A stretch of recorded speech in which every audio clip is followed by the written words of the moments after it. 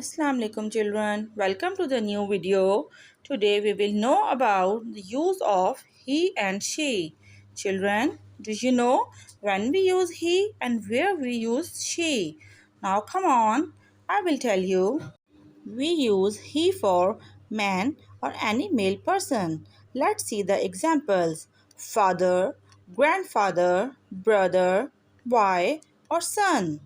These all are males and we use he for them. Students, we use she for woman. Let's see some more examples. Mother, aunt, grandmother, sister, girl. These all are females and we use she for them. Let's learn more about he and she.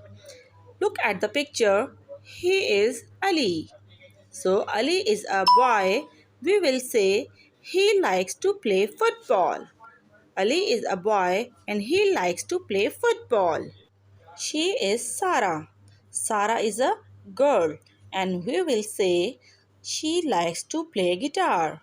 She is Sarah and she likes to play guitar because Sarah is a girl and we use she for her. Okay children, now here we have two pictures. Mr. Ahmad is a doctor. As you can see, Mr. Ahmad is a man.